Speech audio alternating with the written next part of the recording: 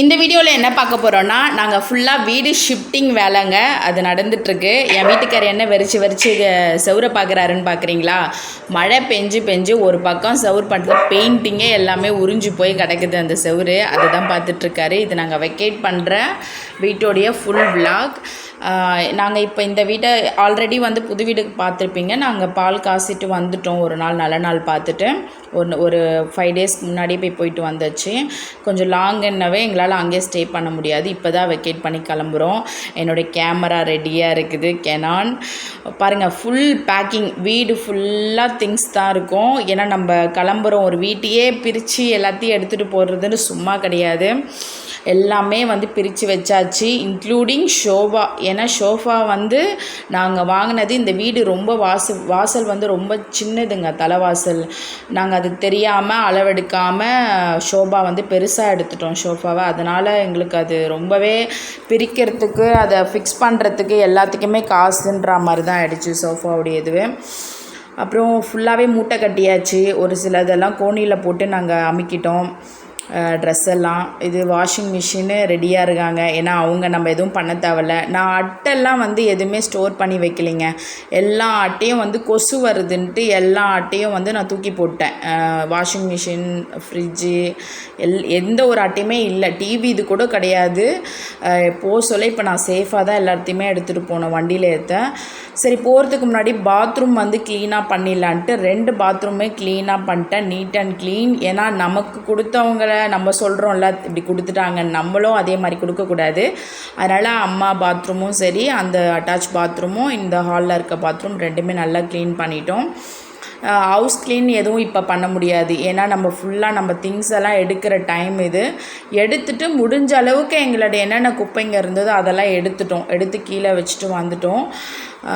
எங்களுக்கு பக்கத்து வீட்டாக்கு அவங்க நல்லா ஹெல்ப் பண்ணுவாங்க. அவங்க வந்து டிஸ்போஸ் பண்ணிக்கிறேன்னு சொல்லிட்டாங்க. நாங்கள் இருந்த இன்னொரு பெட்ரூமோட வியூவும் தாங்க பாருங்கள். உப்பு கட்டியிருக்கு பாருங்கள். அங்கங்கே மழை தண்ணி சேர்ந்து இந்த இடம்லாம் நல்லா மழைக்காலம் ஆனால் லைட்டாக கசியும். ஏன்னா கன்ஸ்ட்ரக்ஷன், அது புது பில்டிங் தான் இது. இருந்தாலும் அது சரியாக மேலே சீலிங் சரியாக இல்லைன்னா இந்த ப்ராப்ளம் இருக்கும் போல். ஸோ நான் அதை வீடியோ எடுக்கிறேன். ஏன்னா நாங்கள் இந்த 5 இயர்ஸாக இந்த வீட்டில் இருந்திருக்கோம். இவ்வளோ நாங்கள் அட்ஜஸ்ட்மெண்ட் நிறைய இருந்திருக்கோம் இந்த வீட்டில்.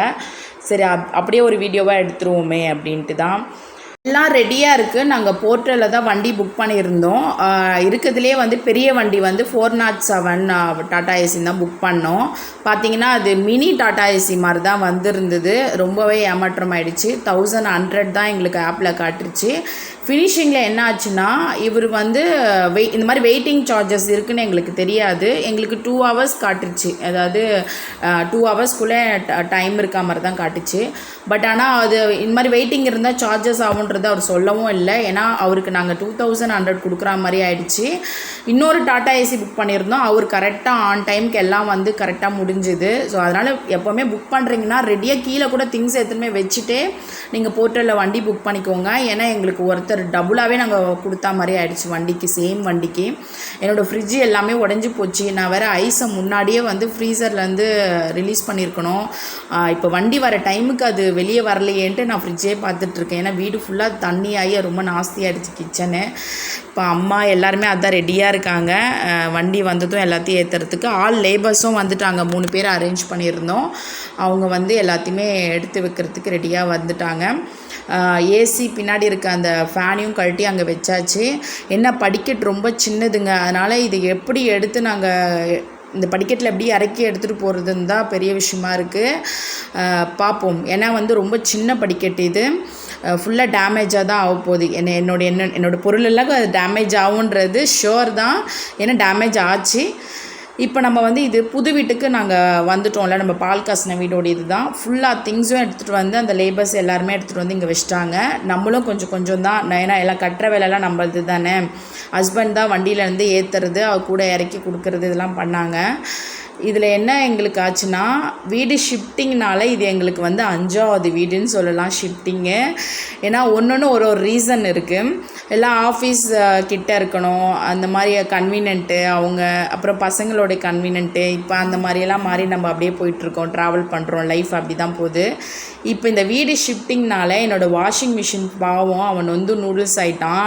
அதாவது கொஞ்சம் டேமேஜ் ஆகிட்டான்னு சொல்லலாம். அப்புறம் ஒரு பீரோ கண்ணாடி வந்து உடச்சிட்டாங்க.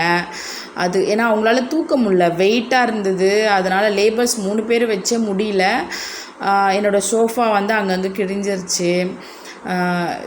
ஒரு சில திங்ஸ் எல்லாம் வந்து ரொம்பவே அது டேமேஜ் ஆச்சுன்னு சொல்லலாம். இதுதான் இவன் ரொம்ப வந்து நூடுல்ஸ். இந்த வாஷிங் மிஷின் வந்து நான் இது ஒரு பெரிய ஹிஸ்ட்ரின்னு சொல்லலாம். இவனுக்கு நான் ரொம்ப செலவு பண்ணிட்டேன். பாஷு 30,000 இதோடைய ரேட்டு. பட் நான் 26,000 நான் ஃப்ளிப்கார்ட்டில் பிக் மில்லியன் டைமில் வாங்கினது. அந்த வீட்டில் வேறு இப்போ நாங்கள் ஆல்ரெடி இருந்த பழைய வீட்டில் வந்து தண்ணி வேறு ப்ராப்ளங்க. ரொம்ப வந்து இப்போ வாஷிங் மிஷினுக்கெலாம் வந்து பார்த்திங்கன்னா தண்ணி ப்ராப்ளமாக இருந்தாலும் வாஷிங் மிஷின் ரிப்பேர் ஆகிடும்னு சொல்லுவாங்க. அந்த மாதிரி தான் என்னுடைய ட்ரம்மெலாம் அந்த வாஷிங் மிஷினில் வேறு போயிடுச்சு. இதை ஃபஸ்ட் ஃப்ளோர்லேருந்து கிரவுண்ட் ஃப்ளோருக்கு ஏற்றுறதுக்குள்ளே அவங்க ஒரு வழி ஆகிட்டாங்க. ஏன்னா படிக்கட்டு ரொம்ப சின்னதாக இருக்குவே. அவன் ரொம்ப டபடான்னு ஆடினா எங்கே ஒர்க் ஆகுமோன்னு பயந்துகிட்டே இருந்தேன். இப்போது எங்கள் அம்மாவும் வந்து கொஞ்சம் ரிலாக்ஸாக அப்படியே உட்காந்தாங்க. அப்போ தான் என்னோடய மித்துமா வந்து ரொம்ப டயர்டாயிட்டாங்க. அந்த அம்மா எந்த வேலையும் செய்யலை. அவங்க அக்காவோட விளையாடிக்கிட்டே அந்த அம்மா டயர்டாகி தூங்கிட்டாங்க. என்ன ஒன்று பார்ப்பாங்களே ஒரு 3 ஹவர்ஸ் எங்களால் சரியாக கவனிக்க முடியல. 2 பாப்பாவுக்கும் பிஸ்கெட்ஸு அந்த மாதிரி ஸ்நாக்ஸ் வாங்கி கொடுத்துட்டு உட்கார வச்சிட்டோம். அப்புறமா குட்டி பாப்பா தூங்கிட்டா அப்பா அப்படின்ட்டு. எங்களுக்கு எல்லாருக்கும் பசங்களுக்கும் ஹாப்பி தான். ஏன்னா அந்த வீடு ரொம்ப சின்னது. பட் அது நாங்கள் மெயினில் இருந்தோம், மெயின் சிட்டின்னு சொல்லலாம். இது கொஞ்சம் நாங்கள் அவுட்டரில் வந்திருக்கோம். பாருங்கள் என்னோடய பீரோ கண்ணாடி பாருங்கள், 2 பீரோவில் ஒரு பீரோ உடஞ்சி போச்சு. ஹஸ்பண்டுக்கு வந்து கை சுத்தமாக போச்சுன்னு சொல்லிட்டு இருந்தார். அவ்வளோ வலி. இப்போது அப்படியே உட்காந்துட்டோம். மதியம் வெளியில் வாங்கிட்டு வந்து அவங்க லேபர்ஸ்க்கும் கொடுத்துட்டு அவங்களையும் சாப்பிட வச்சுட்டு நாங்களும் வந்து சாப்பிட்டோம். இது தெரிஞ்சிருந்தால் அந்த டிரைவர் வந்து வெயிட்டிங் சார்ஜஸ் வரும்னு அந்த டைம் சொல்லியிருக்கலாம். பட் அவர் சாப்பிட்ற வரைக்கும் அவரும் வெயிட் பண்ணிவிட்டு அப்புறம் அமௌண்ட் வாங்கிட்டு போயிட்டார். பாருங்கள் கட்டிலெல்லாம் இப்போ ஃபிக்ஸ் பண்ணணும். இது இன்னொரு வேலை. என்னோடய கட்டில் இது 5வது தடவை ஃபிக்ஸ் பண்ணுறோம். ஏன்னா இது 5வது வீடு. என் கட்டிலுடைய ஒரு கால் உடஞ்சே போச்சுன்னு சொல்லலாம்.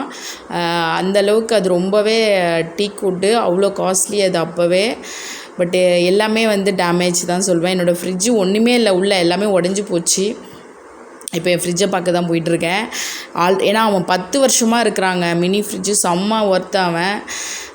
அதனால் அவனும் வந்து கொஞ்சம் டேமேஜ் ஆகிட்டான். அப்படியே எல்லா திங்ஸும் எடுத்துகிட்டு வந்து அப்படியே போட்டாங்க. லேபர்ஸாலேயும் முடியலைங்க. ஏன்னா வெயில் பயங்கரமாக ஆகிடுச்சு. 12 மணி நாங்கள் அங்கேருந்து கிளம்பிடணுன்னு பார்த்தோம். கரெக்டாக ஒரு 12:05 கிளம்பிட்டோம். இங்கே வரவே உச்சி வெயிலுன்னவே அவங்களாலேயும் முடியல. இப்போ சோஃபா ஃபிட்டிங்க்கு ஆள் கூப்பிட்ருக்கோம். சோஃபா ஃபிட்டிங்னால் இந்த மாதிரி சோஃபா இப்போ நாங்கள் இருக்க வீடு வந்து பெரிய வாசல், அது சின்ன வாசல்னு தான் எங்களுக்கு அந்த மாதிரி ஒரு பிரச்சனையாகிடுச்சு. பட் சோஃபா ஃபிட்டிங்க்கே வந்து 2000 3000 தான் கேட்குறாங்க. ஏசி ஃபிக்ஸிங்க்கே 1500 கேட்குறாங்கன்னா இன்ஸ்டாலும் அன்இன்ஸ்டால் சோஃபாவுக்கு டபுள் ட்ரிபிள் மடங்கு ஆகிடுச்சு. அது ரொம்பவே எங்களுக்கு கஷ்டமாயிடுச்சு. என்னடா இப்படி ஆகிடுச்சு அப்படின்ட்டு நான் திவான் வாங்கலான்னு பார்த்தேன். ஹஸ்பண்ட் தான் இந்த மாடல் வேணும்னு வாங்கினார். நாங்கள் இதோடைய காஸ்ட்டு பார்த்திங்கன்னா 13-14 தான் ஆச்சு. பட் இது பிரித்து நாங்கள் போடுறதுக்கே ரேட்டு எங்கேயோ போய் வந்து நின்றுருச்சு. அதனால் வாங்க சொல்ல உங்கள் தலைவாசலில் நல்லா இன்ச்சு டேப்பை வச்சு அளந்துட்டு ஒரு பொருளை வாங்குங்க. இந்த பொருளில் எல்லா பொருளுமே. ஓகே, பாய்.